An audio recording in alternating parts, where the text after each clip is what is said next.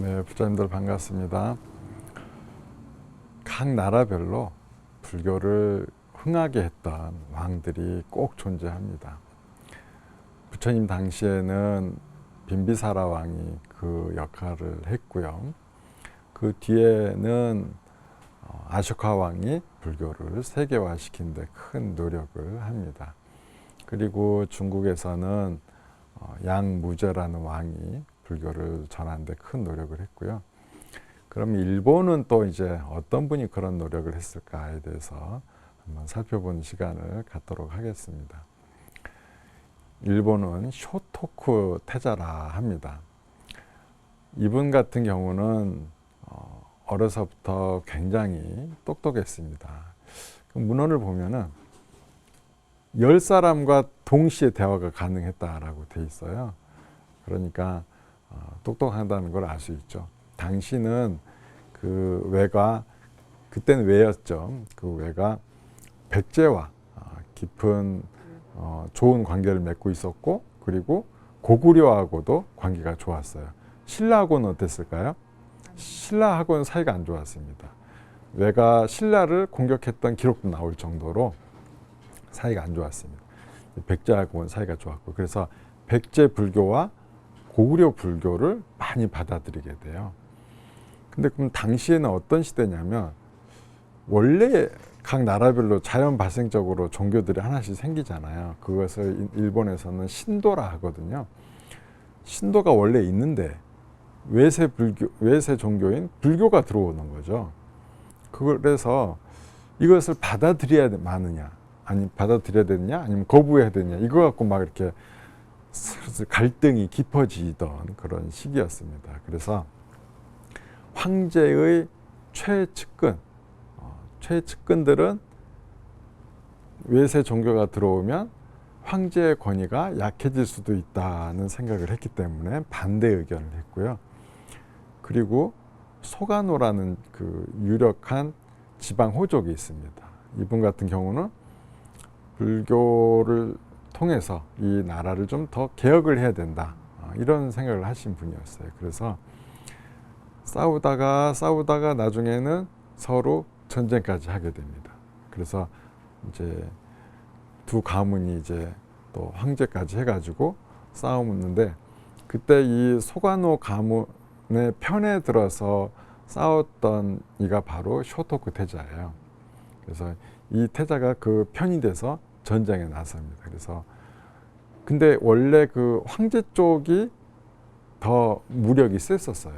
세가지고 몇 번을 전쟁을 하는데 계속 지겠만 합니다. 이 소가노 가문과 쇼토쿠 태자가 3번 연달아 져요. 그래서 거의 막다른 골목에 몰렸을 때 하얀 나무로 그 사천왕상을 쇼토쿠 태자가 조성을 합니다.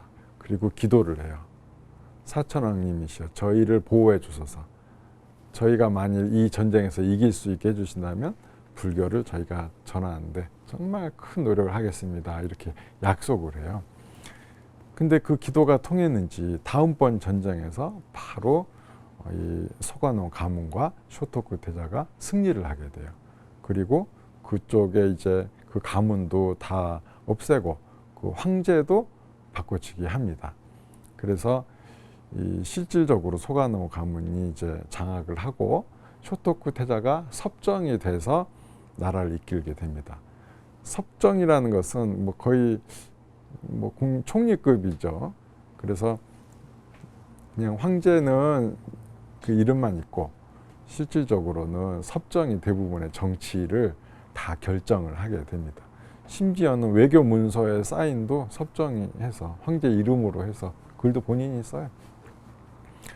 이제 섭정이 된 이후에 몇 년 뒤에 그 고구려에서 해자 스님이 오십니다. 해자 스님께 오계를 받아요, 쇼토쿠 태자가. 그래서 진짜 부자가 되고, 그 또 몇 년 뒤에 백제에서 해총 스님이 또 오세요. 그럼 해총 스님께도 또 마찬가지로 똑같이 가르침을 받고 법흥사란 절을 지어줘서 그분들이 머물게 해줍니다. 그리고 본인은 전쟁에서 이겼잖아요. 전쟁 누구 덕분에 이겼죠? 불보살님의 가피와 사천왕의 보호 때문에 이겼잖아요. 그래서 사천왕사를 절을 짓습니다. 사천왕사를 짓고, 그리고 이제 우리 해자 스님께서 가져오셨던 경들이 뭐 삼론종 계열, 지금으로 한 반야부 계통 공에 대해서 이야기하는 그런 이제 가르침들의 경전을 본인이 배워요. 배우고 또 깊이 이해하고, 심지어는 그 황제, 그때 황제는 여자였거든요. 그 황제에게까지 본인이 이제 강의를 할 정도로 높은 경지에 오르죠. 그렇게 해서 이제 불교의 가르침으로써 나라를 좀 바르게 세우려고 노력을 많이 합니다. 절도 많이 지어요. 그리고 또 율령도 제정하고, 그러니까 법을 제정한다는 것은 나라가 바로 쓴다는 거거든요. 왜냐하면 법에 의해서 나라가 이게 안정적으로, 법이 없으면 우리 어떻게 되겠어요? 뭐 왕의 말 한마디 따라 어제는 안 됐던 게 오늘은 되고 내일은 또 안 되고 막 이런 일들이 반복되잖아요. 그런데 기본 법이 있으면 거기에 따라 이제 그 법은 잘 바뀌지 않으니까 그걸 나라가 그냥 안정적이 되는 거죠. 그래서 율령도 반포해서 굉장히 나라를 잘 훌륭하게 이끕니다. 그러던 중에 백제에서 이제 그 한 왕자가 옵니다. 그 백제 당시에 어떤 일이 생겼냐면, 백제에서 그 신라하고 원래 백제가 사이가 좋았어요. 원래는 사이가 좋아서 함께 고구려, 왜냐하면 고구려가 너무 강성했기 때문에 고구려한테 늘 둘 다 얻어맞으니까 둘이 우리 힘을 합치자. 거의 100년 가까이 가까운 사이로 지냅니다. 그러던 와중에 고구려가 좀 어떤 왕을 선임할 거냐, 그것 때문에 약간 내분이 생기니까 두 나라가 한강 유역을 차지하자라고 공격을 해서 한강 유역을 차지합니다. 한강의 남쪽은 백제가 차지하고 한강의 북쪽은 신라가 차지합니다. 이 잘 차지했는데 여기까지만 되면 되게 둘 다 잘 된 거잖아요. 근데 아무래도 신라는 그게 마음에 안 들었던 가 봐요. 뭐 자기네가 좀 더 차지해야 된다, 뭐 이런 생각이 있었나 봐. 갑자기 고구려와 편을 맺고서 백제를 공격을 합니다. 그래서 백제가 다시 그 한강변을 다 뺏겨요. 뺏기고 후퇴를 하니까 어때요? 얼마나 화가 많이 나요. 그 100년의 동맹이 깨진 거잖아요. 그래서 복수를 해야 되겠다. 그래서 이제 신라를 백제가 공격을 하기 시작을 합니다. 굉장히 여러 곳에서 이제 공격을 했는데, 관산성 전투가 있었는데 굉장히 중요한 전투예요. 이 전투에서 그 왕자가 이제 중심이 돼서 이제 전쟁을 하고 있었는데, 당시에 백제 성왕이 격려차 또는 본인이 나가면 더 사기도 오르고 더 중요한, 그만치 중요한 전투란 거를 증명하잖아요. 그래서 성왕이 갔는데 신라가 그걸 잘했어요. 신라가 뭘 잘했냐면 간첩을 잘 파견했었어. 간첩. 그래서 신라가 그 정보를 미리 알아냅니다. 그래서 성왕이 가는 길을 급습을 해요. 거기서 성왕이 죽습니다. 왕이 죽는 거예요. 왕이 죽으니까 나라가 어떻게 되겠어요? 이 전쟁은 졌죠. 전쟁이 지고 그냥 어느 정도 국경선이 뒤로 이제 나라가 더 작아지죠. 작아졌는데 그 당시에 그 전쟁을 이끌던 왕자가 본인 때문에 아버지가 돌아가셨다. 내가 더 전쟁을 잘했으면은 괜찮았을 텐데. 그러니까 그 너무 마음이 아파가지고 본인이 이런 선언을 합니다. 나는 다음 왕위를 잊지 않겠다. 나는 아버지를 죽음에 이르게 한 잘못된 불효자이기 때문에 자격이 없다 하고, 난 그러면 출가를 하겠다 그래요. 절에 들어가겠다고. 근데 그이가 가장 또 잘 맞이었고 또 싸움도 잘했기 때문에 그이가 없어지면 백제가 또 위험한 거예요. 그러니까 여러 신하들이 막 말리죠. 말려가지고 할 수 없이 왕위에 오르게 됩니다. 그러니까 자기는 나는 그냥 왕위는 오를 수가 없다. 내가 출가를 못한 대신 그러면 일반 청년들 100명을 출가를 허락해 주겠다 해서 100명의 스님이 되도록 이렇게 해주고, 그리고 백제 능산리에다가 절을 하나 지어요. 능사라는 절을 짓습니다. 자기 아버지의 극락왕생을, 성왕 극락왕생을 발언하면서 절을 지어요.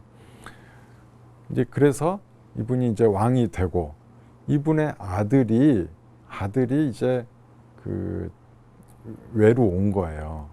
그래서 쇼토쿠 태자를 만나러 갑니다. 이분의 이름이 아좌 태자예요. 아좌 태자가 딱 보니까 굉장히 뭔가 익숙한 모습인 거예요. 쇼토쿠 태자가 어디서 많이 본 듯해. 그래가 눈을 씻고 딱 보니까 그 아좌 태자의 아버지가 그러니까 아좌 태자로 치면 할아버지죠.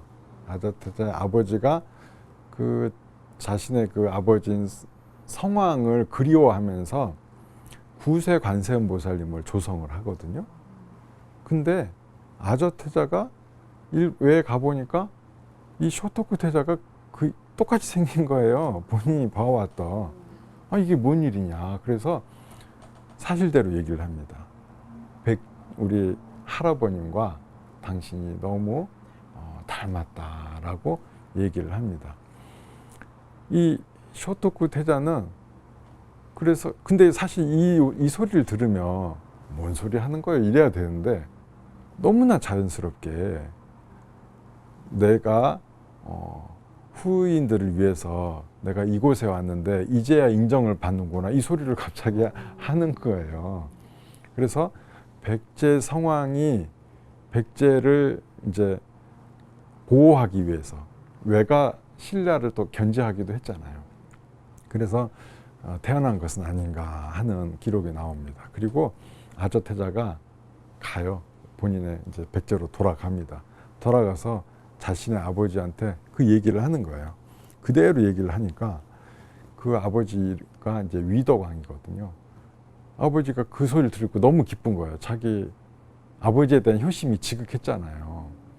그 소리를 들으니까 너무 기뻐가지고 내 아버지가 외로 가서 이 나라를 보호해주고 계시는구나 하고 이렇게 크게 기뻐했던 내용이 나옵니다. 그래서 그 구세 관세음보살을 보내줘요. 외로. 그래서 이 호류지라는 그 이제 사회 절에다가 그 쇼토쿠 태자가 그 구세 관세음보살님을 모시게 됩니다. 그러니까 거기 관세음보살님이 백제에서 건너간 거죠. 그래서 이렇게 그 쇼토쿠 태자는 그 뒤에 보면 쇼토쿠 태자가 섭정을 한 뒤에 한 3년쯤 뒤에 한 2차례에 걸쳐서 신라를 공격했다는 기록이 나와요. 첫 번째는 실패해요. 왜 첫 번째는 실패하냐면, 첫 번째 가려고 했던 분의 이제 그분이 암살을 당해. 대장군을 임명을 했는데 그분이 암살을 당해. 누구한테 암살당한 줄 아세요? 신라 사람한테 암살당했다는 얘기가 있어요. 신라가 간첩을 잘 정치를 잘해. 신라가 괜히 삼국통일을 한 게 아닌 것 같아.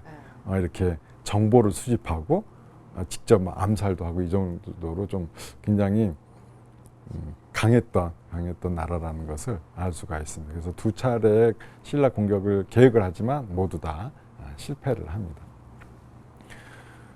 어쨌든 이 쇼토쿠 태자는 이렇게 해서 불교를 굉장히 일본 안에서 공식적으로 공인도 하고 흥하도록 많은 노력을 또 해주게 됩니다. 근데 그런 얘기가 있어요. 쇼토쿠 태자가 일본의 일본인들에게 육식을 금하게 했다라는 설이 있어요. 근데 많은 분들이 사실 그걸 믿던데, 제가 알아본 바로는 그건 아니고요. 그 뒤에 덴무덴노라고 있어요. 이분이 보니까 일본에 한 4월부터 9월까지 그 소, 말, 뭐 또 개, 돼지 이런 것들을 못 잡도록 칙령을 내려요. 그러니까 그 다음에 물고기도 어린 물고기는 못 잡게 이렇게 칙령을 내려요. 그러니까 그 시기만 이렇게 육식을 금하게 되죠. 근데 보니까 그게 이제 세월이 아예 흐르면서 그 시기만 한 게 아니라 아예 전부 다 육식을 금하게 돼요. 그래서 일본 사람, 근데 생선을 먹습니다. 생선 빼고 어지간한 육식 동물은 그 황제의 칙령으로 안 먹게 돼요. 이 시기가 어마어마하게 길어요. 뒤에 언제 끝나냐면 메이지 유신 때 와서 이게 끝나요. 그러니까 일본인들이 육식을 한 게 얼마 안 돼요. 진짜 얼마 안 돼요. 아무튼 그래서 사실 이것도 좀 비슷하기도 한 것 같아.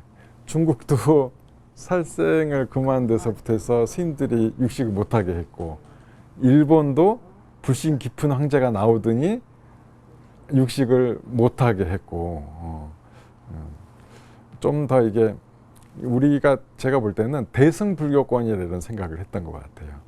대승과 또 마하야나, 대승을 마하야나라고 부르고, 그다음에 이제 테라바다라고 이제 소승을 부르면, 테라바다는 부처님의 계율을 있는 그대로 다 받아들였고 새로운 계율을 제정하지 않습니다. 부처님께서 말씀하신 건 무조건 지킨다.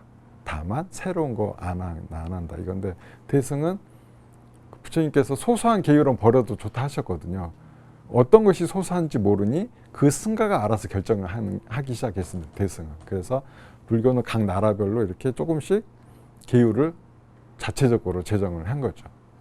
그래서 그랬기 때문에 중국도 그렇고 일본도 그렇고 해서 그런 새로운 계율이 제정된 것으로 보여집니다. 그리고 그 권한이 사실은 우리 스님들이 이렇게 노력하는 것도 중요하지만 왕권이 너무 강력했기 때문에 왕이 이렇게 한번 법으로 딱 만들어지면 이것이 바로 그게 지키는 것으로 이어지는 것 같습니다. 네.